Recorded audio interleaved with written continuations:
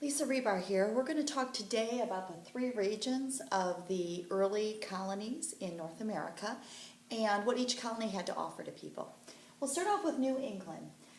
New England their economy was based on products from the forest and from the sea. Rich forests full of timber. Timber was very important. They shipped a lot of it back to England where basically the forest land had all been chopped down. They didn't have it. So the timber could be used for building homes, for making barrels, and at that time everything was stored in a barrel. You'd put anything you wanted to send somewhere would go in a barrel. It would be grain, it could be wine, it could be water, whatever it was stored in a barrel. The coopers, who were barrel makers, were very, very busy during this time. So you would make your barrels, you could make your ships, you could make your homes, whatever you needed timber for, and the New England area had lots of timber, so they made quite a bit of money from that. Once these men living in New England made their own ships, then they could feed their families and provide for them because they could go out and fish. The waters off the Atlantic Ocean in New England were rich with sea life. So those were the two ways that they made their money. Thin, rocky soil there. The people of New England were not farmers. You might have a very small family farm. You just do subsistence farming, just providing for your own family. You did not raise enough crops to sell.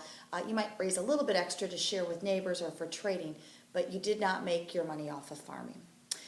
Moving on to the middle colonies. The people there, the economy thrived on farm products and on minerals found.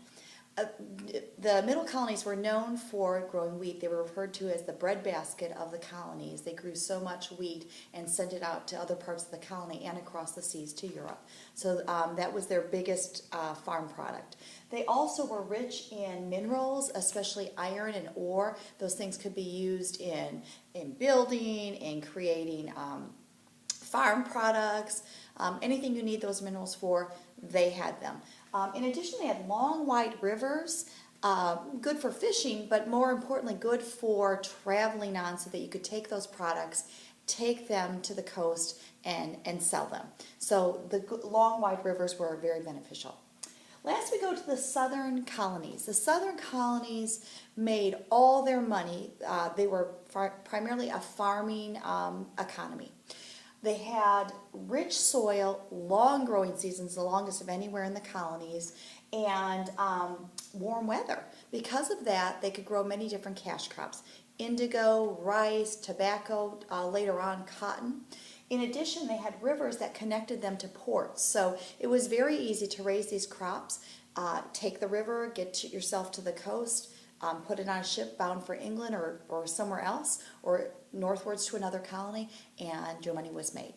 The question I want to ask you is, based on this information, which region do you think provides the best opportunities for the people living there? So consider that.